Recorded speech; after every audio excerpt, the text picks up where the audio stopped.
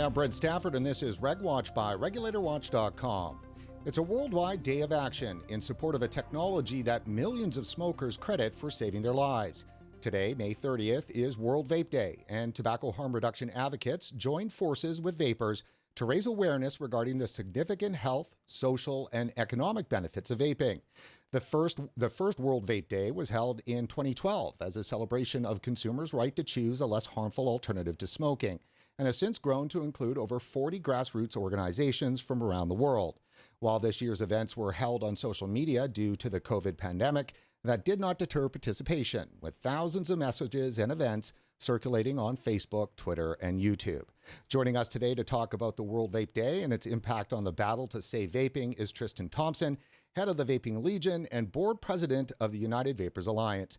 Tristan, thanks for coming back on RegWatch. Thanks for having me, Brent. It's a pleasure as always. Well, it's great to see you. The last time we had you on was just before the We Vape, We Vote rally in Washington, D.C. last November. It was quite an event, don't you think? Indeed, it was. Changed the fate of the industry and vaping as a whole for forever. How do you mean? Well, I mean, if you think about it, right, until we did that, I mean, I don't say meaning, we's and, select few people. I mean, is until all of us did that. We were looking at, a really impending death date. I think it was like 2 days away.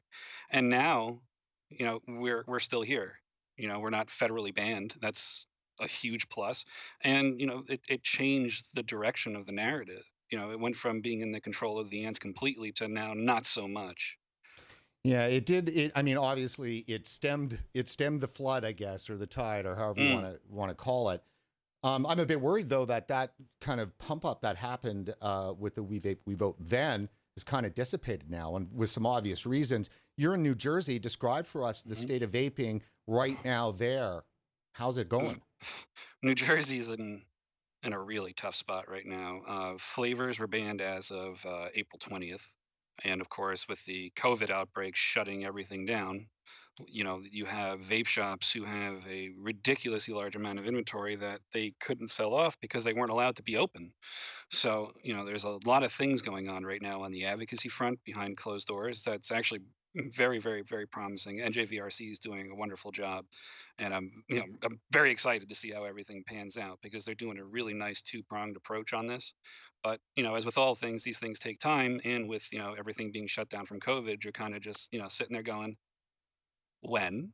Right. And then, nobody can give you a definitive answer because there's no way to really know. I mean, look at the way the state is right now. They just allowed certain businesses to open. It's not good. So they're trying to bring it back, but as with all things, it's an uphill battle. But we're kind of up for lack of a better word, we're up Schitt's Creek without a paddle right now. But I do expect that to change. Yeah. So that movement that I know you can't get into too many details on, I'm sure, but where's the bright light coming from? Has there been? Because I would imagine that obviously the movement has to happen with government, right? The bureaucrats and the people in government. And has there been a change of thinking with regard to vaping specifically, or do you think they might be just overwhelmed with everything else, and they're more open to see and hear the message? Well, it's one of those situations where it's like either kneel or get the axe. You get what I'm saying? You either come to the table or you die by death by 1,000 cuts. Up to you. You can either be reasonable or you could be unreasonable, and we'll fight that too.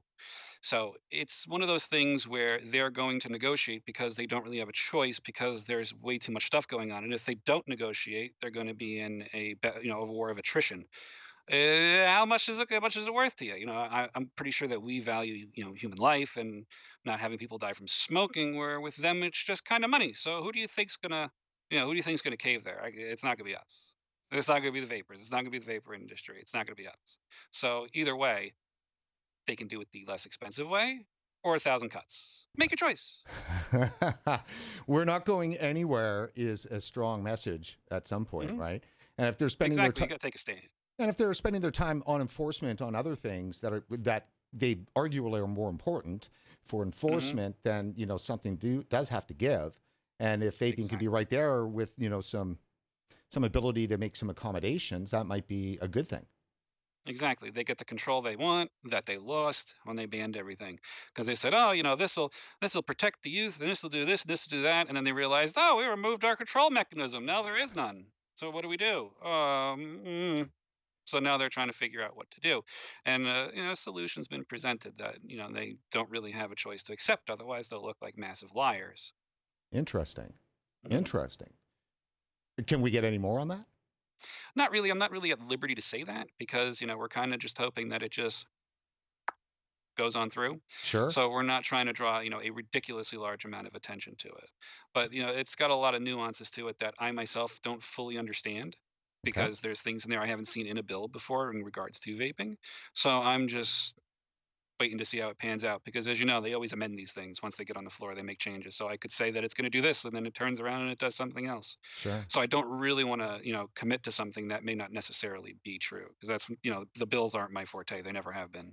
Well, I that's just have a basic understanding. and that's totally fine. That's totally fine.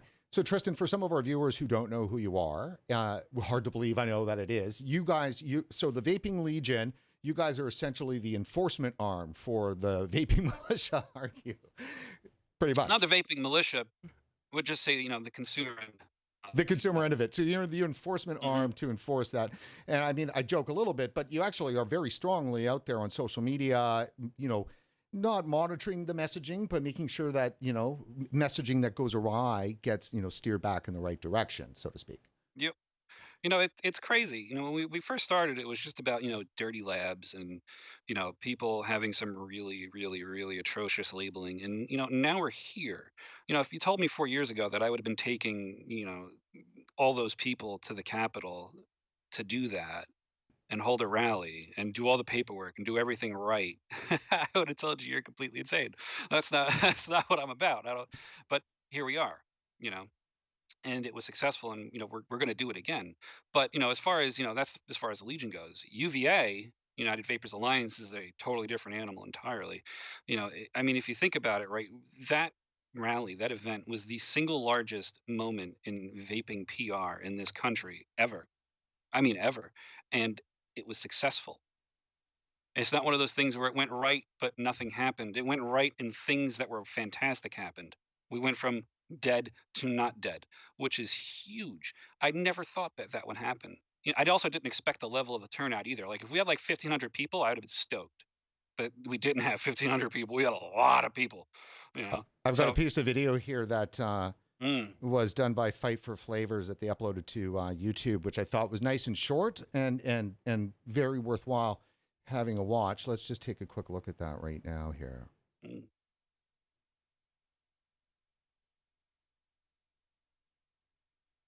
We are fathers, we are sons, we are husbands, we are wives, we are children. Flavors are the thing that kept me going and allowed me to beat that deadly habit. Flavors are the reason I keep vaping instead of going back to smoking. Flavors help me win. Flavors help me live. This is strength. This is unity. This is power. We are gathered here to fight big tobacco control. We are here to fight big governmental control. And how do we do that? We vote. We vote. We vote. We vote. We vote. We vote. We vote. I love that. We vote. We vote. We vote. We vote. Excellent. Mm.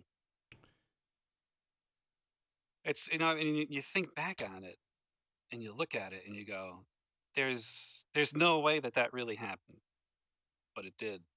You know, that was our reality. It was something that it was a do or die. It was uncharted waters. It was just a massive undertaking. And now, we have this lovely blueprint, right?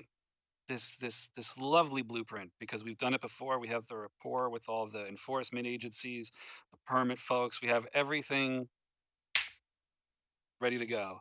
And COVID happened. Right. Because it was supposed to be early May, I believe, this year, correct? Was supposed to be the second one? Mhm. Mhm. That was the plan. And then, what happened happened. And there was three things that you had to make the decision on this one.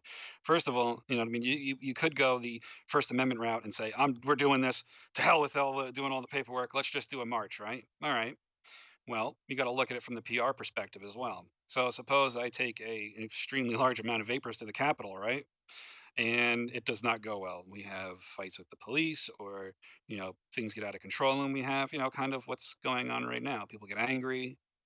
Don't want that. Does not shine a positive light on us. Does not deliver the message that we want. Then you have the other person, the other part of it, where I take a bunch of people to the Capitol and nobody follows social distancing. Everybody gets sick, and now everybody that vapes, that has a social media presence, is going, "How the hell did I get this?" You know what I mean? That's not something you want to have either, because that alone makes vaping as a whole look really bad. So couldn't have that happen. And then then there was the third thing was how many people are going to show up during this outbreak? How many of them are going to come out? You know, how many people are too scared to stand in a crowd for 4 hours and do it again? I would say a pretty good amount, and with good reason. There's no shame in that. I mean, I have absolutely no negative things to say about anybody that feels that way. And that being said, the logical thing to do was to move the date. So now it's, when is it safe to do it? And when is a good weather time to do it? Because I don't want to take people out there in the middle of like a heat wave either, because it's not like I can, according to the park rules, just toss bottles of water out to the crowd. I can't. And I can't ask people to schlep in supplies, because that would be another disaster, because you'd also have a mess. It's unavoidable. I mean, last time was amazing. When we closed up after the stage crew was done, it was like we were never there. Right. We walked the grounds, and you wouldn't. The Secret Service was flabbergasted. They were like, "You guys had a protest with that many people here, and it looks like this? That's unreal." So I want to be able to repeat that performance, because it shows a level of respect for those that not only showed us respect, but also helped to make sure that the event was successful by giving us all the information that we could ever need, and things that we didn't know. They didn't, slap us around for it, because they realized, we'd never done this before. Sure, and there was definitely a little bit of wiggle room there for people. So you've got a template for this kind of activism that's at the highest level in Washington, D.C., right behind the White House. So you want to flex that muscle, because, of course, that template is something that the more you use it, the more you exercise those relationships and so forth, the better off it'll be. Let's talk first. I'm going to come back to the We Vape, We Vote, and the kind of the political machinations moving forward for the next 6-7 months, because that's really all we care about now is how to move forward. Any arguments or political stuff that we've been talking about is really just to get us to here. And now, how do we move forward? And with that, talk a little bit about this World Vape Day. What is it, and why is it important to American and Canadian vapers? I mean, think about it, right? Right now, with the day that it's selected, it's coming after, the World Health Organizations, and I say World Health with extreme quotations and heavy eye rolling. They're Tobacco Day. And think about it.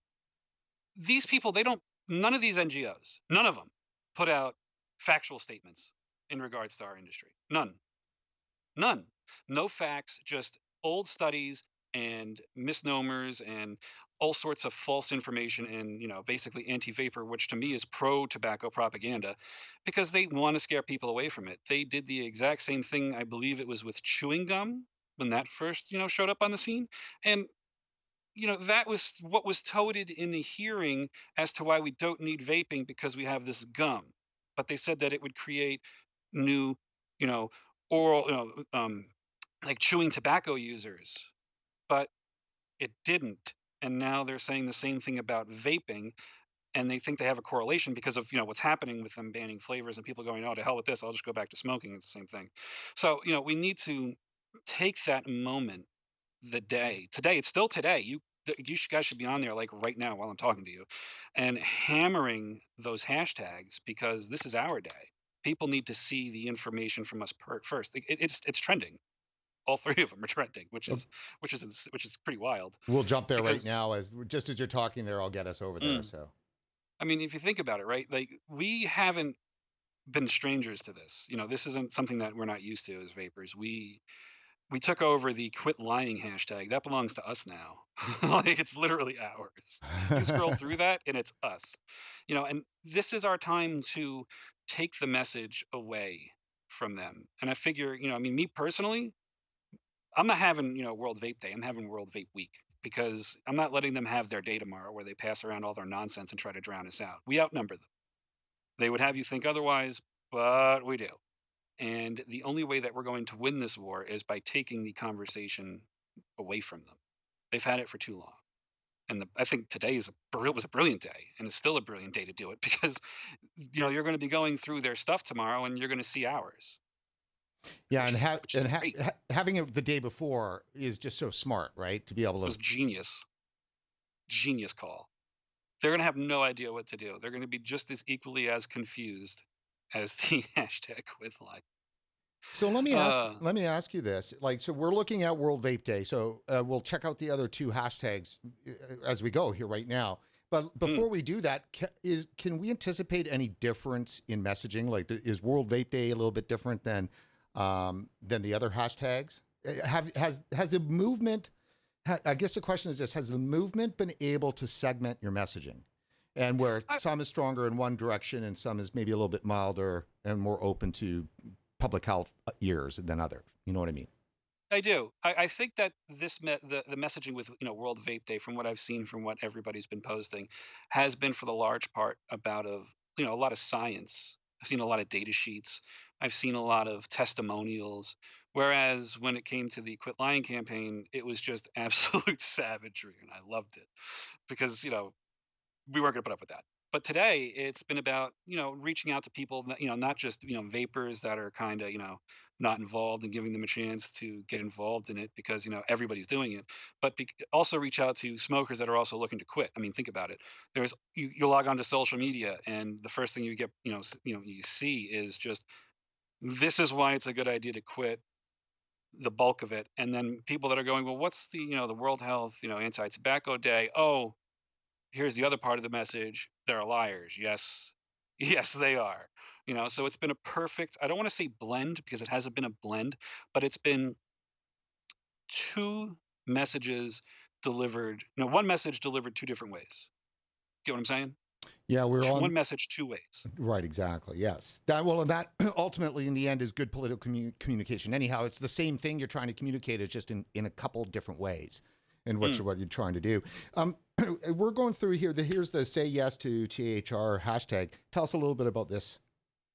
I mean, it's somebody, as I'm trying to find the right wording for this, but as somebody that is, I'm just 100% vapor. It worked for me.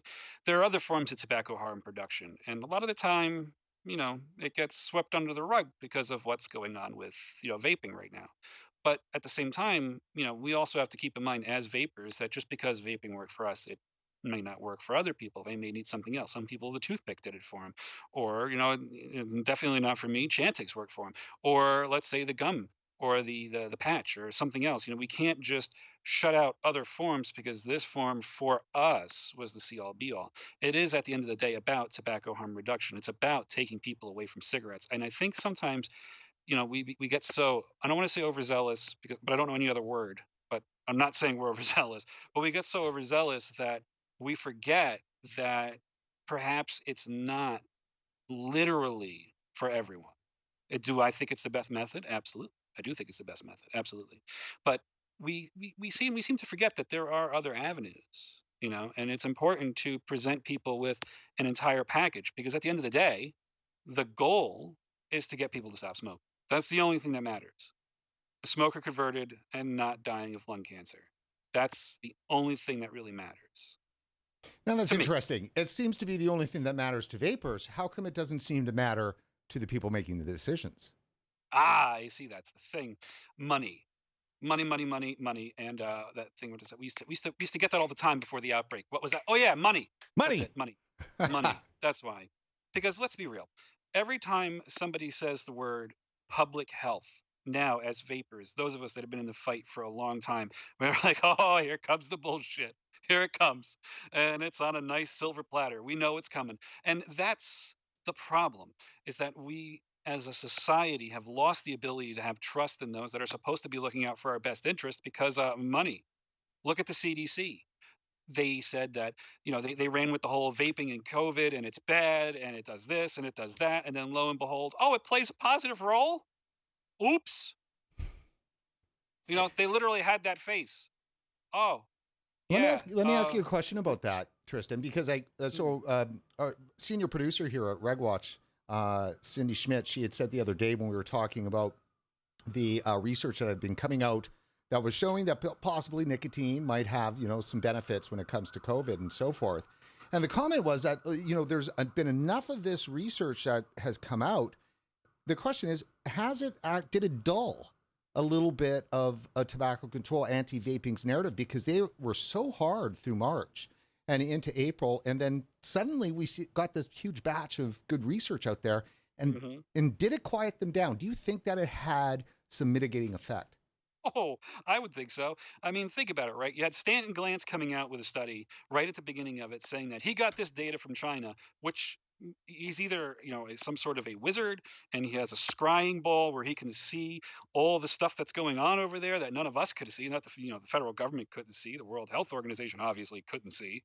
And, he got all this raw data that, the smokers, they had it worse than everybody else because, it's just a logical assumption, right? So they ran this study, PAVE ran with it, Campaign for Tobacco-Free Kids ran with it, everybody and their mother that was on the opposite side ran with it. And then lo and behold, it turned out to be not true. In fact, quite the opposite turned out to be true. So they ended up with a lot of mud on their face. So they know right now that it's probably best to just shut up for a little bit and, let other people talk for a minute, because you clearly have no idea what you're talking about. And now you have the World Health Organization currently in super hot water, which I do believe the United States, according to what I've been told, was the #1 funder of the organization, $480 million a year. That has now been swept off the table because clearly they had an ulterior agenda, just like they do with this, just like they all do with this. So yeah, once they realized that, we could lose money over this because we're pushing a false narrative, that was the end of that. And rightfully so. I mean, think about how many lives they've put in jeopardy, since this all started over pushing a false narrative over money. It's insane to me that they wouldn't let people go to this level of suffering and sickness and, just the pain of loss of people losing loved ones over money. And Something that literally has no value to you in the long term of things, the spiritual long term. It has no value. Yes. Well, talking with you gets me more depressed than when I'm just listening to myself. I have to tell you that. The WHO, there's been some movement, of course. President Trump has announced, or at least the White House has announced, a complete, total pullout of the WHO. And how would that affect the vaping issue? Because, of course, they're one of the, purveyors of some of the worst lies and misleading information on vaping. Well, that's going to complicate things for them for a little bit, isn't it? I mean, think about it. They're not going to have the ability to, have BS studies done on on command and drop everything they're doing just to make up a slam piece. I mean, I'm sure we'll still have to deal with the CDC doing that, but at least you won't have another major source from the anti-tobacco zealots to pull from, because they aren't going to have the money to do so, which is absolutely unfortunate. Yeah, and I mean, do you recall that right before COVID, so in February, just inexplicably, the WHO came out with this, huge campaign where they just slam vaping, tweet after tweet after tweet after tweet. Yep. You just got to shake your head. You look at it and you go, what are you doing? You're supposed to be, the see all be all with, public health. You are the World Health Organization, right? You're supposed to be looking out for the interest of, everybody, not just your special interests, but the interest of, the health of the world. But clearly, seeing what we've seen, we know that to be not true. They care about one thing only: money. And they're only going to do the bidding of those who give them money. Unless, of course, you're the United States, then not so much. But here we are with them being defunded and that money drying up. And I think that's been a huge dent in the military might, let's say, of our enemies. It sucks to have to call people that are supposed to be looking out for us our enemies, but that's the truth. That's the truth. Who is the enemy then, in your mind? Pretty much anybody that gets any kind of money from big pharma, big tobacco, and kind of depends on that to make their ends meet. I mean, that's literally all the NGOs. That is, I'm going to say, all the state governments and the federal government and the pharmaceutical complex. Because think about it.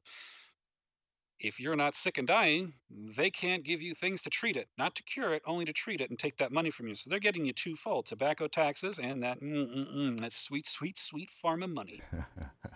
Where do the research, universities, the actual researchers, the people doing the science, what do you see there as in terms of an issue? Well, it's all conflict of interest, because though I look at them the same way I look at the CDC, right? You get money to do a study. Obviously, the results are going to turn out the way that the person who paid for it wants it to, as long as you can provide the data to back it. And I should say that data to back it, because they create unrealistic environments and get unrealistic results. Take, for example, like the whole formaldehyde thing, where they overheated the system to a point where, yeah, dude, it's basically on fire. You're going to have formaldehyde. You can burn a steak and toast and get formaldehyde out of it. Good job. But that's not the story they put out. They put out the story that they see fit to suit their narrative. It's tailored studies, tailored results to fit a narrative, to do their bidding. Because let's face it, for so long, our sole stance was on the health benefits, the health benefits, the health benefits, the health benefits. Personally, I really think it should have been all about freedom of choice. Who are you to tell me what I can do and what I can't do? Who are you? Who are you? You know, that's what it should always have been. And we kind of, for a while, boxed ourselves into a corner, because that was all we did. We go, it's safer than this. It's these are the statistics, and here's the studies, and all. But at the end of the day, none of that matters. This is America. You're supposed to say, it's my choice. It's my freedom to make that choice. So we don't make those choices for me. Right. And in our coverage, and obviously 5 years, over 300 interviews and stuff like that, we've come to the determination that the majority of vapers are not comfortable with the liberty argument. And, we've done some hard hitting videos on that. And that's, please, I recommend people go check it out. No, that is our political content designed to piss people off, which we know it has done. But the fact of the matter is that there really is a my body argument that could be made. You don't have to think about it as liberty. You can just, you can think about it as my body, and I should have control of not just what I put in my body, but where do I move my body? What other bodies can my body be around? I mean, there's so many body arguments that can be made that ultimately in the end is a liberty argument, but it's got a lot more meat when you describe it as the control of over your body. Mm-hmm. You're absolutely right. The way I look at it is like this, right? If somebody walked into your house today and said, Brent, you know what? I'm in charge. We're banning meat forever. I don't know about you. I'd have an aneurysm, right? I'd be like, that's not happening. There would be untold fury if somebody said I couldn't have like bacon ever again, right? But it seems like a trivial argument to make, but it's literally the same thing. You're telling me that I can't have my flavor of food, my type of food, my protein source that I want, because you don't like it. Well, that's too bad. I like meat. Get out of here.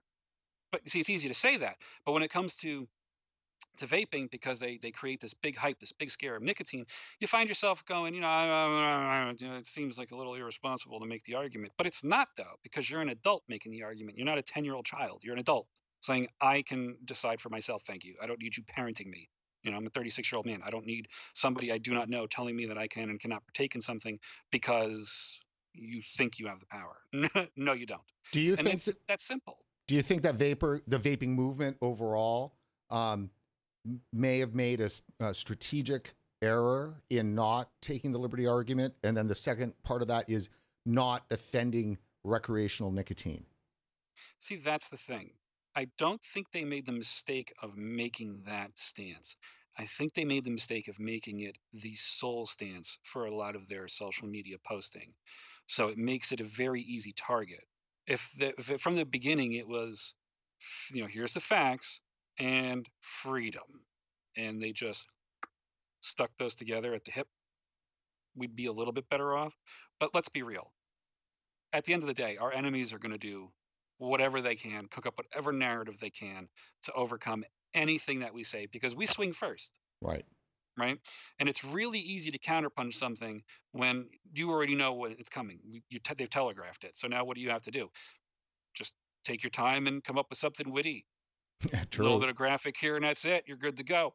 It's super easy. But the freedom argument is a very hard one to push back against. You can go, but the kids, that's not my problem. Well, that's cold-hearted. That's life. Well, no, it certainly is. I mean, obviously, the kids is a precautionary principle argument. They tried the precautionary principle argument on adults, like back in 2012, 13, 14, 15. But, after that, they just said, that's not a winner. We're moving to precautionary principle for kids. And that's the whole vaping epidemic is really designed to just go, they can't be on the market at all, because if they are, they're going to cause this harm. And so that's really the tragedy there about that, because it's such a powerful tool, is the precautionary principle, because you don't need to have scientific evidence in order to implement it. In fact, the absence of scientific evidence is the actual underpinning of the precautionary principle. So people who use that and say that they're about science, to me, just are filled with. I don't have a bleep button, so I just bleep myself in the head. No, you're good. I mean, look, here's the craziness behind all this, right? So I remember I went to the flavor ban hearing in New Jersey the last day before this all went down, and I remember sitting in the chair directly across from Cunningham. And this guy's a doctor, right? So his whole stance is supposed to be based on science, right? So I'm like, oh, perfect. This I can do, right? This I could do. I pull out my phone. My friend Rhea was sitting next to me. You know, she's got her whole speech she's going, and I'm like, all right, so everything I'm going to talk about is not going to be in that. So this is my own thing. It's going to be good. So I just went with whatever he was saying. I was going to attack everything he said in real time. So I had nothing planned. So I had like 2 minutes to figure this out. So his whole stance was, right, that we don't need another flavor alternative on the market because we have gum, which to me is insane when you look at the abysmal success rate, which I think is either 4 or 0.4% of the success rate of it. It's terrible. It's absolutely terrible, right? So it makes no sense to say that that's the CL be all with flavor. That's all you get when it comes to, its failure rate, based on the fact that he's a doctor and he's worried about public health. So I went up there and I said to him, I said, listen, exactly what I said to you. There's a very low success rate for this. You are taking something off the market that has a really high success rate. I mean, I have a pretty addictive personality, and it got me to stop smoking, and that in of alone is a miracle, right? And you're saying that the inferior product is good enough when you know full well, if you read the data like you claim you have, that it is not good enough and it does not work. And to say that it's appealing to children is also nonsense, because last time I checked, we all enjoy candy, we all enjoy cereal. Not everybody has time to cook an omelet in the morning. Stop it, And he didn't care about that. His whole thing was that we don't have the data. That was his stance, is that we don't have the data, which, if you stop for a moment and think about the obstinance of that statement, I'm not even going to say the stupidity of it, because it's beyond that. Like, you're now really being willfully ignorant. There's no way that in 2019, I don't even remember what, I think it was in 2020, that you can say that. You can't say that. You can't say that. They say it all the time. They still say it. They say it today. Yeah. To this day, they still say it. When is there going to be enough data is the question that, exactly. And Never. how many people have to die before that, right?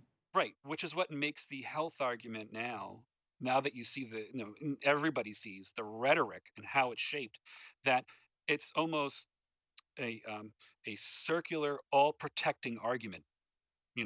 That there is no way, once you've put yourself in that box, to get out of it with the same argument. You have to break out with something else, which now is personal freedom and civil liberty. So let me ask you this. Obviously, if you're watching the news, and you can understand that there are some conflicting positions when it comes to COVID and its impact that it's had.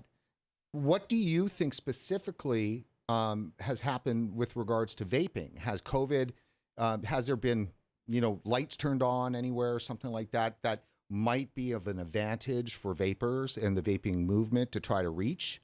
Or has it made it more difficult? See, it's one. Yeah, again, it's one of those things with these times. It's such a grab bag. It's going to be all in the presentation. Meaning, if you're going to make a claim, you better have that data to support it, because somebody will call you on it. It's inevitable. And I'm not saying that people are going to call you on it because they're trying to be thick about it. It's because look at what's happened. You had the Surgeon General telling everybody, don't wear masks, right? Don't wear masks. Stop wearing masks. Look at me. I'm on a plane. I'm not wearing masks, right? And everybody was like, oh, you're all idiots for wearing masks. The Surgeon General said don't do it, right? Then you find out that the countries that had the least amount of trouble with it were ones that had mask-wearing culture, right? So now the same dude who called you all stupid for wearing masks is telling you now to wear masks. So everybody's questioning everything. And I mean everything. If a doctor goes on social media and makes a video about COVID being nonsense and it's 5G and the aliens are coming and it's a death ray, everybody has formed their opinion on it and they have their own, data to back it. But they have their data. They want to see it, right? So if you're going to make those claims, just have the data on hand. I'd have a small little, pre-done PDF file right on my phone to go, here you go. Sources cited right there. Click those links if you want to read more. That's what I would do. So yes, it has given people a better avenue, I believe, personally, to do that.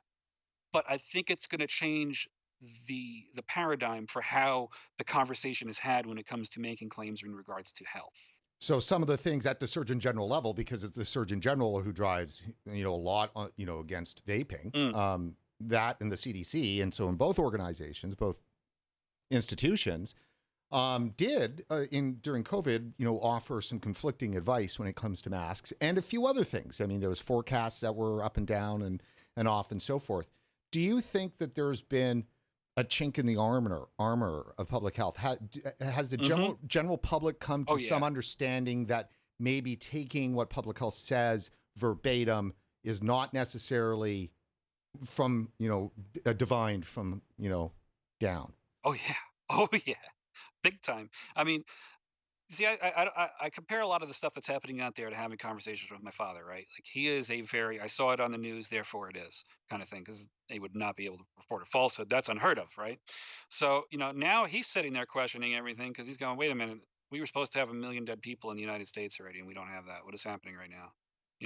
Or, they were told us not to wear masks and, I lost 3 coworkers because nobody wore masks. And, he's now questioning everything when he used to question nothing when it came to public health from the mouthpieces of these talking head doctors on TV or on social media. He didn't question nothing. And I mean, rightfully so. I mean, the modern medicine saved him. He had 4 heart attacks. He should be dead. So he sees modern medicine as, the grail, and you can't blame him for it because that happened. So now to see the exact same system that saved his life telling all these fabrications and assumptions as fact has changed everything for him, which is sad because it's like, now he looks at, what I've been dealing with and goes, oh my God, it's worse over here, man. It's so much worse. You don't even want to know. You stay far away. So how does the vaping movement capitalize on that? Because that, I mean, there's going to be a short period of time here where that openness is going to be there. How do you do that? All right, guys, here's the deal. It has to be done one way and one way only. It has to be done with things that are irrefutable. Okay. Don't go saying things like, vaping helps me with my hair problem. Don't say dumb things like that. Keep it to things that are strictly factually accurate. Things that you can simply pull up either a document to prove that's an easy read or a 2-minute video, because the average person has a 2-minute attention span. Keep it to things that you can not only back, but you understand. Okay. Don't it's like, I know that some of you don't, but those of you that watch me know that if I don't understand something, I bring in the expert. We ain't doing none of that. I'm not going to look stupid. Let me get the big brain over here on here and let them explain it. Stick to things you know. And there's nothing wrong with that. If you only know 3 things about vaping that shed a positive light on it, then that's all you need to know.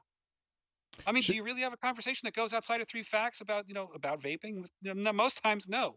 Right. You only need the real strong, solid stuff. I guess the question is that should vapers draw a connection to the misinformation on COVID? If we say that there is, if there has been some misinformation on COVID and you do believe that some of it's happened from public health, would you recommend vapers to directly connect the misinformation from public health on vaping to COVID in order to make the connection for the person? I would. And you can actually do it in the easiest way possible. The Surgeon General came out and said that statistically, vape shops have a significantly worse failure rate than C-stores. And this was during a Twitter exchange between me and him. And I said, oh, sir, I would love to see the data that you're pulling that from. And he goes, oh, absolutely. And he drops the data. I said, well, when you remove, hybrids from the discussion completely, you had 1 vape shop failure in your data, just 1. Okay. And it's the same guy who turned around and told you not to wear a mask during the height of the epidemic. No matter what your stance is on it, the rest of the medical, community says to do that. So yeah, they're not perfect and they push falsehoods. So I wouldn't believe the outrageous things they say about vaping because they couldn't even reach a consensus on that. They couldn't even do that. Something that simple. Consensus. Yeah, it's something consensus. that's very, very much so. I mean, they should be able, there should have been oodles of science about masks and epidemics from decades ago. Like, I mean, these guys, they spend billions of dollars a year on research, and you're telling me there was zero research available on masks, and today you still don't know? Like, I mean, Canada, it's a raging controversy because Canada's top public health person, totally said no masks 2 months ago, and now has backtracked on that.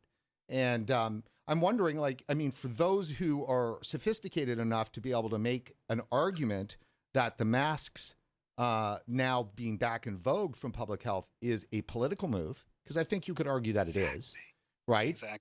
If you can make that argument, then I think you've got the opportunity to connect with some people and go, here's how they politicized vaping in a similar an easy manner. Connection to make. That's actually the perfect way to do it. That's way better worded than I could have done. See, that's why we do this.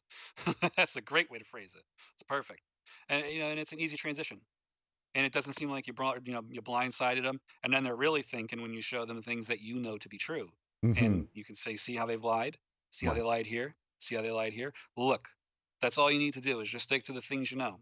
And if you don't know, reach out to somebody who does and go, I need 3 points on vaping to make a conversation, which we should all have by now. But if you don't, there's no shame in it. Look, some people are antisocial. It is what it is. But now's the time. And there's those people, too, I think, that are out there that aren't necessarily entirely thrilled with being locked into their home for 2.5 months and some longer. I mean, of course, California and so forth. So not making any, comment on that besides just saying it's a nasty thing to have had happen, whether you're for it or not. And there's some people who are not, who went into the lockdown being for it, and now 2.5 months later are really sour on it, mostly because they see the reality out there of what's going on. So in a way, how much should vapors try to connect the liberty argument about vaping? Look, they've been saying we can't put this in our body in order to prevent me from smoking. I like my nicotine. I think you have to make the pro-nicotine argument. I think if you make the argument, if you leave nicotine out, I think you're doing a disservice in a way, because it weakens the argument. But I mean, if you can acknowledge to the person you're talking to, look, I like nicotine. I mean, no holds barred here. I want to keep using nicotine, and vaping delivers that nicotine in a way that doesn't kill me. And I've got the right to put a cigarette in my body, but I don't have a right to put a vape in my body. So that liberty argument to somebody who maybe are frustrated with the lockdown, I think there's an opportunity to connect with them there. Exactly. But it's going to be all about your comfort zone. You don't want to, go outside of your comfort zone and, sound silly. But at the same time, if your comfort zone is, if I start talking about this, I'm going to get really heated and angry, don't do that. Try to keep it as a casual, informative conversation as possible, but at the same time, not boring. Sure. Because the one thing that people do when they cement themselves in their beliefs is they tune you out when they're bored, and they're just letting you go. But if you make them think, and you say, hey, listen, exactly what you just said. I have the right to put a cigarette in my mouth and, slowly kill myself, but something that doesn't kill me, that gives me exactly what I'm looking for, I can't do that because why? Doesn't want me to, because money. Yeah, because money. Totally. And then you look at what's going on right now, right? It's all money. Everything's money, right? It's all money driven. You just got to follow the dollars. Fortunately for us, the people that may have been on the fence that are now looking into everything are going to go look into that and go, son of a bitch, he's right. And that's what we need. We do need that. We need some real investigative reporting on this, besides all the great reporting that's been out there from everyone that we know. I mean, it's not that there hasn't been good reporting. It's that the crack through has to happen on the other side. Let's take a moment to do this for a second. I want to share this with you and our viewers. Yesterday, Dr. Pelosa in Italy at the University of Catania hosted a masterclass for journalists and opinion leaders on harm reduction. And I've been involved with the organization of this project now for about 1.5 years. And the idea is to really start to try to build relationships with journalists, introducing tobacco harm reduction to them, and talking about some of the ways in which their profession has been not entirely nailing this on the head, so to speak. And so what I did during my presentation, we're not going to go through this whole thing, but I do believe that there's a couple slides here we should talk about. And I framed this as fitting a vision and the surprising biases in the war on vaping. And fitting a vision is really true. I think that you know, the media doesn't necessarily always, they do though, create the reality, but it's better to frame it, if you're wanting to talk to journalists, and that's what we're trying to do here, is talk actually to journalists. So we don't want to, you know, go too far and blame it all on them. And the idea here is that they filter reality to fit a vision. They don't necessarily need to be the ones behind the vision, but they are participating in filtering reality to fit a vision. And so that's what this is inspired by, is fitting a vision and what those biases are. And just give me a sec here. I'm just going to run through a couple of these slides. The idea is to examine the ways in which mainstream news reporting on vaping may be biased towards the anti-vaping narrative and it not be a blame the media complaint session. So the biases at work operate at the population level, ranging from the deification of science to incarnations of the forces of evil, which of course is big tobacco. And then the example that we did in the session was take some skewed reporting and the science that was behind it, examine with the science and the headlines and so forth. And we'll just quickly go through this. I had to give them some information, of course, for RegWatch. And for those of you who don't know, I mean, we've had the biggest names in tobacco control and research on our show. And so, you know, we speak from some informed places. Interesting thing just about this on our end, I haven't shared this with our viewers much, but one of the things that we bring to the table is right before I created RegWatch 5 years ago, I spent 2 years producing a series that I created in partnership with the BC Centers for Homicide and the Canadian Department of Justice called Aftermath of Murder Survivor Stories. And I interviewed 21 families, like, you know, the surviving loved ones of Canada's most notorious murders, serial killers and all that kind of stuff. And so this process for Aftermath of Murder, no, even naming it Aftermath of Murder, was, you know, had its issues. And so this whole process was somebody from mainstream news media who's, you know, gone through a graduate program. As you can see here, I mentioned that in my master's degree, you know, I did news content analysis, myth of objectivity, hegemony, which is Gramsci. So, I mean, my degree in communications is in critical theory. It's actually postmodernism, and my theory courses are all Marx. So, I mean, it's like when I'm talking about stuff, it's coming from a critical theory position. And Aftermath of Murder, what was very difficult and the real challenge was working with homicide survivors and their counselors to cover these issues in a way that had sensitivity to the what's the right word? It's sensationalism, the sensationalism of the story, and try to find a way to cover it that doesn't inflame that, but you still have to cover the details. So how much details do you cover and all this, the wording and the language and everything else.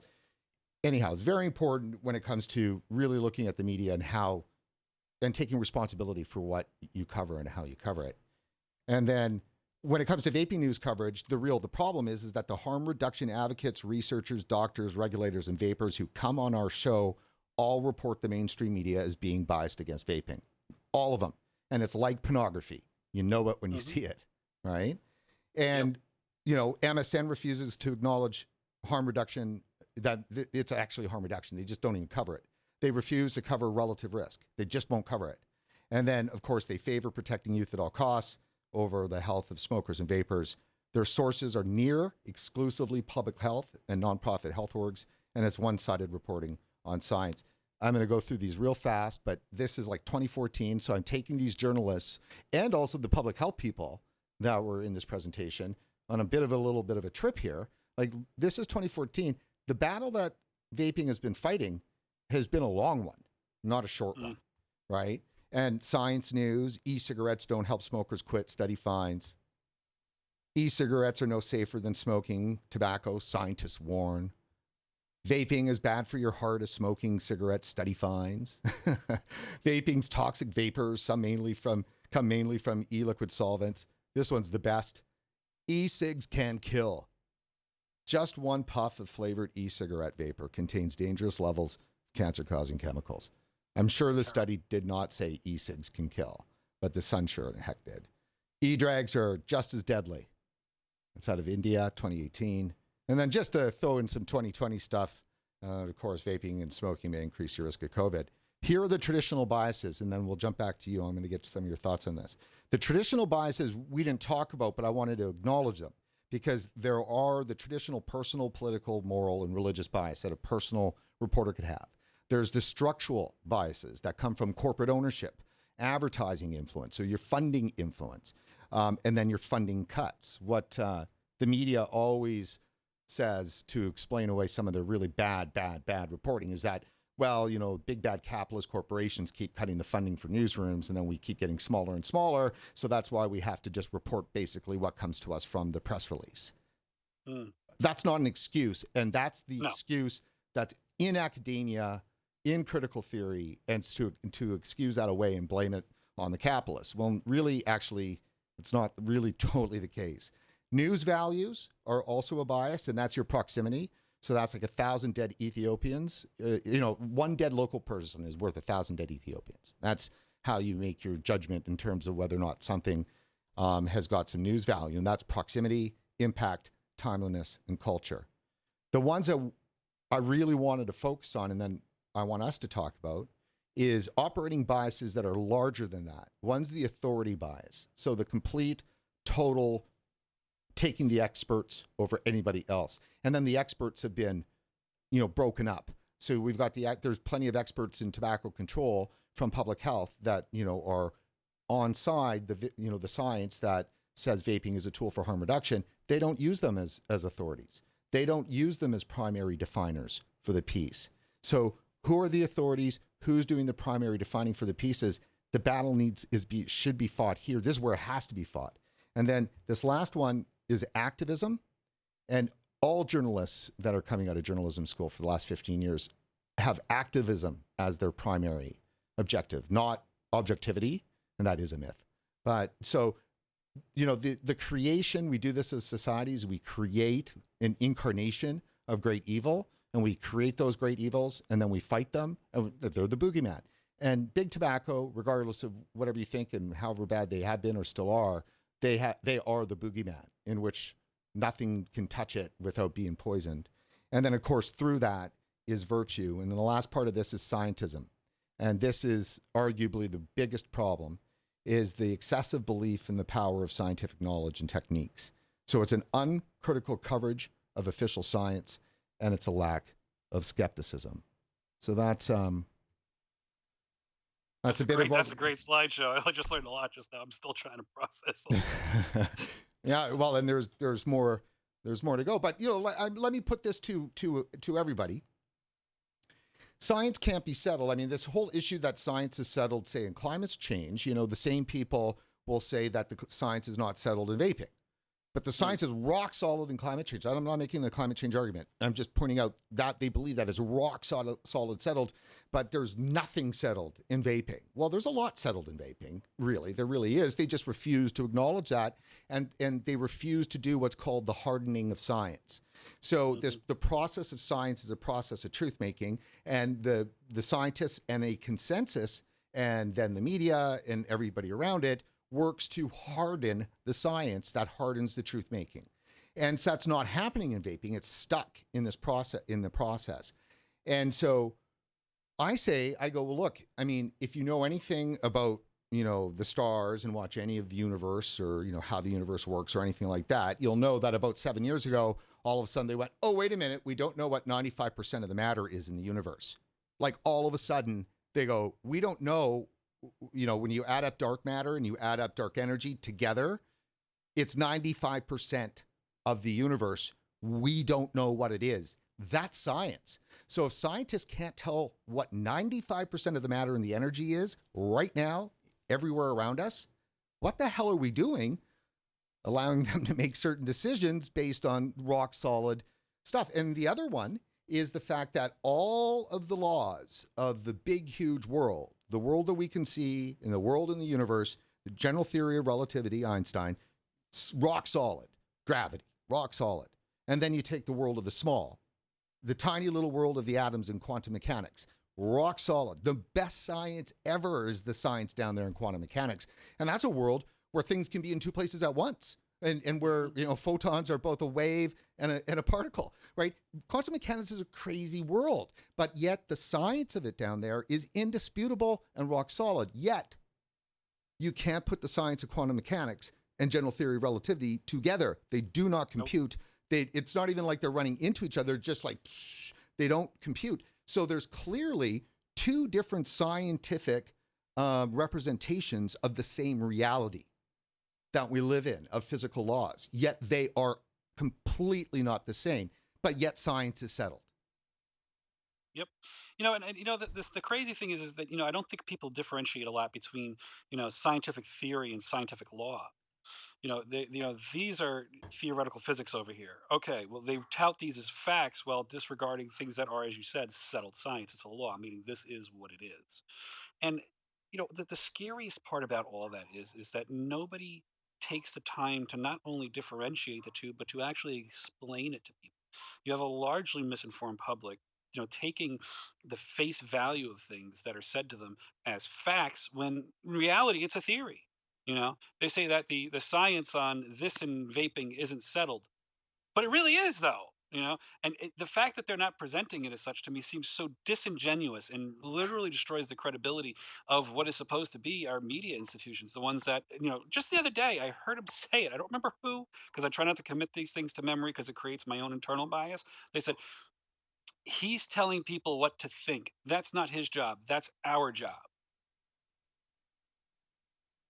They think that it's their job to control what we think, which to me is that's a lot of hubris. It's a lot. Well, that's the activism part. Exactly. Yeah. So they're not using it responsibly. And I think it's time that the media as a whole takes a step back and goes, all right now would be a good time to get on the right side of history before we're lost with everything. With everything, because, I don't understand how we went from an era where the press was tearing down, presidents that were actually doing shit things like Nixon, right? Where they took that huge risk out in Watergate, where that could have ruined their lives. And they, not just their professional lives, but their actual lives. And they said, nah, the hell with it. We're not letting them get away with that. And now we're where we're at, where, things that are really wrong are happening, true injustices are happening, and we're going, la, la, la, la, la, la, la, la, la, la. What happened? So I think really as part of, what's going on right now. And I mean, everybody's going to look at me and go, it's a wasted effort. You're wasting your breath on him. I don't think so. Not right now. Is to tell them, it's not too late to come back to the side of, facts. And, report what's actually happening with vaping as a whole, because it's not a small story. It's not just vaping. This is part of a much larger story of intrigue and collusion. And it's such a epic picture to paint. And if you have good delivery, you can make it absolutely not boring and string people on for months, like for months, because the web is it's so vast that, even if you just like take just an aspect of it, right? If you take just a piece of the money, right? And you follow just the money trail to where that goes, you could do, a 20-part series on that alone. And people will show up trying to figure out where the hell, who is actually running the show here. Absolutely. They want to know who's sitting on the Iron Throne. It's just human nature. They want to see that to the end, because it not only affects my life and your life, but it affects everybody's life, because these are the people making the decisions. So if you take it with that route, then you can take it to the other route where, here are things that we know are settled science. Now let's take a look at the following stories. And you can see them lying about it and give a timetable to how they knew. And, basically say, hey, listen, this is how things are. We now know. So let's hit the reset button and get things back to the way they should be. It's the right time to do it. This is the perfect time to do it. In fact, I don't think there will ever be a better time, because it's not something that is small and you can't really say it's small, but in the eyes of the general public, vaping is a subculture, right? Of substance consumption, right? Right. Subculture, very small. Smoking huge, vaping very tiny, right? And now you have something on the scale of COVID that just happened, where now everything that everybody's saying is thrown into question.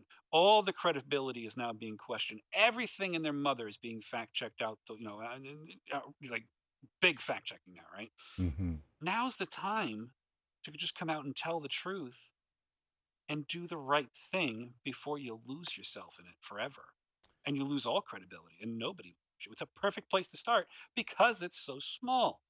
Do you really think the general public remembers all the exactly who said what that's BS out there? No. No. They just know it was said. They don't know who said it. They just know it was said. It's not something as large as, let's say, what Trump tweeted this morning or yesterday or the day before. So It's not as large as the virus. Right. It's not even as large as the food shortage. It's not anywhere near that. It's the perfect place to start. And I think an appeal for that should be made. I know, I agree. And it's just that the diciness is how do you maintain credibility between credible and crank, right? That's the two extremes, credible and crank. And which, which side you fall on can, obviously happen just in your messaging. You mentioned money, and let me just, for a second here, take our viewers over to support.regulatorwatch.com, which is our support website. And of course, we are on-side vaping, despite what some of our crank critics think, who see that, because we do curate some of the junk science that's out there, because we think it's really important that it's there. And plus, it allows us to talk about it on air. So if you do get a chance, head over to support.regulatorwatch.com. We promote fact-based science. It's simple as that. Counter misperceptions around vaping. We try to destigmatize nicotine. If there's one thing that could save vaping, would be that. And then, of course, we hold researchers and regulators and reporters to account. You can jump onto our secured payment system, which is with Stripe, make a one-time contribution, or even better if you could, a monthly. $5 means a lot. And of course, our system will send you back a business receipt if you happen to be a business, and you can write it off as a category marketing expense. And obviously, we've got some great supporters that have been supporting us over the years, though some of them obviously have been hit hard. And so not all these people are currently contributing. So we do need your help. If you see yourself on here and you're currently not, please do come back when you can. But of course, great people that have been working with us for a long time, and we thank them. And I buy a lot of the products. I get no free products. In 5 years, not a single. What do? I redistribute supporters' money back to supporters. That's my usual thing. Oh, sorry, I put you on a single shot there. My apologies. No, you're good. I wasn't even looking. Oh, there you go. Well, it was great. It was you. You could have just said nothing, and I had no idea. It was the pondering shot then of you, much like the still shot that we have for a promo graphic with you. So let me ask you this. Let's bring it back to where you were, because where you were is critical. Do you and other vaping advocates acknowledge that there's a political battle going on? Oh yeah, absolutely. Anybody that denies that is crazy. The thing is though it's not. It's politics and and just in general are absolutely insane. Personally, I think we need to hit the reset button. But I mean, look, you can't say that it's an entirely left issue because since the last time you and I sat down and had a discussion, there have been some people on the right that have done some pretty wacky things involved with how the industry's regulated. And take Massachusetts for example, right? Everybody says, oh, he's a rhino, but the people that aren't involved heavily in politics, like, yeah, okay, you're just saying that because he's on your team and he screwed you, right? You can't make things a single partied battle. It's a losing battle because then you've basically boxed yourself in, because you'll be trying to pull people onto your side that'll never come there. They'll never come there. So you're saying basically, let's put a point on that, to make it all about the Democrats would be a mistake. Right. It would. Are they doing the bulk of the damage? Yeah. There's no denying that. Does it solely lay at their feet? No. I mean, look, here's how messed up politics are, right? So when we were sitting in that flavor ban hearing, the vote was kind of split, right? The person that was in charge of it, Berticelli, said that I could vote no on this and kill this bill right now, but it's up to me to send it up to the floor for a vote, and I'm going to do that. Away the bill went. So here's somebody that knew all the subtle nuances. He understood everything. All the advocates in this state did what they were supposed to do. The people did what they were supposed to do. And it didn't matter because of the larger agenda. Now, does that lay at the feet of people for their inactivity? In that particular instance, no. That was, man literally came out and told you, I'm sending it. Sorry. Can't do anything about it, with a smile. So that happens. But to say that, to do nothing would have had a different result, no. Because here's the thing, right? There were people in that meeting who at that time walking through the door had their mind made up, Mm. and they flipped on the left and on the right. Okay. So it's something that has to be handled in a case by case basis. Instead of saying typical leftist, you could just literally say, this is somebody who doesn't agree with science. They agree with one thing, money. That's something everybody can get behind and understand. It doesn't matter who the opponent is at this point. Let me It ask you. doesn't. Let me ask you this: what do you think is the number one thing the movement needs to do in order to save vaping? Right now, more than ever, because we are in that time of year, election time, phone calls need to be made. We're all stuck at home. Most of us, we're all trapped at home, and we have literally nothing to do. I would say that the time for sitting around playing video games and wearing an ass groove in your couch are over. It is time to make phone calls, write letters, send emails. Even if you think it's pointless, it's the time to do it, because they want to. That's the most accurate way they can poll it. If they get inundated with people calling them and sending emails and saying, "Hey, your stance on vaping really pisses me off. You better fix that," they're gonna fix that because they want your vote. And It's so that simple. Is that simple. So, back in 2016, if I recall correctly, there seemed to be a bit more of a groundswell. Now, obviously, COVID has caused some issues here, but there was a bit more of a groundswell in terms of identifying candidates in state races, and then, of course, for Congress, for the House and the Senate. We had the Ron Paul got supported, and others like that. Is there less organizing going on right now in terms of the identification of candidates to support and then candidates to kneecap? Is that happening, or is it already, or are we already on the way? I mean, at this point kind of already have to know that, because there's been so much bad blood politics for vaping in the last just year. You got to know on the local level who your enemy is. If you're involved, you have to. But is the organizing going on? Like, phone not as much. banks or that kind of thing? I haven't seen it as much, but I really think that it's because of what's happening right now with COVID. Everybody's kind of just trying to, am I going to be able to feed my family this week? Because a lot of the people that were fighting for the industry are working class stiffs like me. They don't. We're not, sitting on an ivory throne from on high issuing orders. We're in the trenches. We're working just like everybody else. So that I think is what has taken up the bulk majority of everybody's focus. And there's no shame in that. Mm. You got to take care of yourself. How are you going to fight for something if you yourself aren't fighting for yourself? Totally. How are you going to do it? You can't. So it has died down a bit, but as things start to return to whatever the relatively new acceptable norm is, I'm pretty confident there's going to be a very hefty upswing. Very. So what's your advice for vapors that, what's your advice for vapors who don't hold the president in high regard and may have trouble voting for him, like real trouble, like there's no way they would, right? It's simple. It's so simple. It doesn't matter. Okay. It's your vote.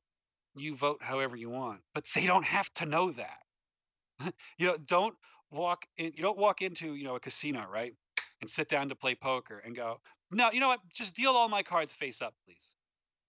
I would like to place a bluff now. Sir, you have literally nothing. No, I'm going to bluff. I'm all in. I have a full house. I'm all in. You have nothing, but I'm all in. That's what you're doing. When you just can't play the scene. You get what I'm saying? Play the game. If you're not going to play the game, you're doing yourself a disservice. That's the way I personally look at it. Right. So in other words, so your advice was not very direct, my friend. Is your advice there to shelve some of that and like hold your nose? That's what you're saying. Literally. Absolutely. Because if you want motion, you have to use the only thing that you really have, because you don't have the money that the special interest groups have. And none of us do. None of the industry does. We never will, right? You don't have the what was the other thing that I was going to say? God, I had a brain fart. I can't remember now. But at the end of the day, the one thing that you have that they also only get one of is a vote. Right. And to just say that your mind's made up and you'll never do it no matter what they do, you're throwing it away. Why would you throw away your most powerful weapon of war? It makes no sense at all. Use it to your advantage. That's what it's all about. So Tony Aboud was on the show about 6 weeks ago. Greg Connolly, too, as well. So from the American Vaping Association and from the Vapor Technology Association. And they, as well as others, have made the comment that it does appear to be a vote for President Trump this year is the right vote to advance vaping.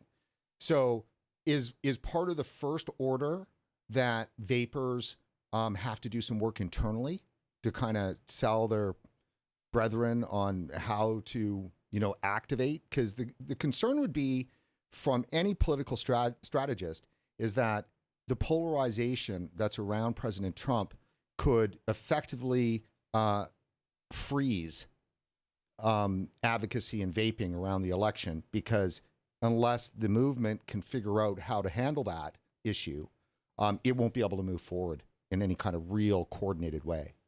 Mm. And that's the crazy thing about it. Because to me, I don't lean one way or the other. I really don't. I'm pro pot. I'm also pro guns because I'm pro freedom of choice. I'm Right? coming to your house So, after this. goddamn right. So, here's the thing, right? If this individual, be it Trump or any politician, is not on the side of science, that particular science that says, hey, switching to vaping will stop you from dying from lung cancer, and can't back that product, not just the product, but the concept. Let's not even talk about the industry, just the concept of this is better for you. You should do this. And if you don't want to do it, that's also your choice. If they can't get behind that, then why are you supporting them? Because they're not supporting your interest. It's about what supports your interest. Your interest is living. That's that's as simple as it is. If you want to be able to vape because you need that to continue to exist, because if it doesn't, you're going to go back to smoking, then your personal feelings on the mean things that the guy said over there is irrelevant. It's irrelevant, because at the end of the day, if you're going to take something that is pretty much a rest assured salvation and throw that in the bin for a gamble that is a 90-10 loss, I'm not taking you to the casino ever. That's a terrible betting belief structure. You need to just sit down and not do that. Go buy a lottery ticket. It's probably better for you. Fair enough. That's literally where we are. Is not just as a society, societies and industry in particular. If you vape and you vote, then you need to live by those words and say, I'm not going to vote for somebody that's going to destroy the industry because of my feelings. My best personal advice I could give everybody in the fight right now: just be like me. Don't have any. It's great. It's very relieving having no feelings. I let all that go when it comes to politics, because at the end of the day, if that man gets elected and it gives me more time to convert my coworkers that are still smoking over to vapors, I'm all for it. Nothing else matters, because this is the immediate future we're talking about right here. And that is an opportunity wasted that may never come again. So it's vapors reminding vapors that single issue voting is really the noble way to be here. Yeah. Right now on this, yeah, that's really it. People say that's very ignorant. No, I'm all about, saving the people I love and care about and converting them into vaping. We still need more time to do that. Right. That's what I'm about. So if that's, narrow-minded, then yeah, I'm the most narrow-minded person on earth. Yeah, that's what I'm about. Yeah, absolutely. Well, I mean, this is great. I mean, just the last question then I want to ask you, Tristan, with regards to, World Vape Day, has it been a success? And if so, how? I would say so, because, since that rally, everybody was together, and then they kind of drifted apart, and they all kind of did their own thing. And now you have advocates and people from all different walks of life, all different belief structures, coming together to deliver the same message. Vaping saves lives. Here's how. And the World Health Organization lies. And the message has been on point, which is what it's all about. It's all about the message, taking the message back from those that don't deserve it. They don't deserve it. They don't deserve to have that say, because who are they to tell you? You need to be able to make those decisions for yourself, and you can't make that if the facts are being suppressed. And right now, the facts are at the forefront of the argument, and I think that's a huge success, because we haven't had that in a minute. And I mean, is it in the end really challenging public health? Is that, where the target Personally, I feel like it's, we're at this point, we're literally beating the opponent on the boxing ring, on the ground, because they're already getting slaughtered for everything that's transpired. But this is the perfect time to do it, because the enemy is weak. They take advantage of us when they see us divided on certain things internally, and they start their new campaigns. But right now, this is huge, and we have capitalized on this big, and I'm very proud to see what I've seen. Very proud. Well, that is an excellent place then for us to stop. Just hang tight right there for me, Tristan. And that is it for this edition of RegWatch. Before you head off, please go over to support.regulatorwatch.com. That's support.regulatorwatch.com, and consider making a financial contribution to our vaping coverage. It's just easy. Dig into your wallet and find a few dollars and toss them our way. You'll be happy you did, and so will we. And while online, don't forget to like us on Facebook and to follow us on Twitter. For regulatorwatch.com, I'm Brent Stafford.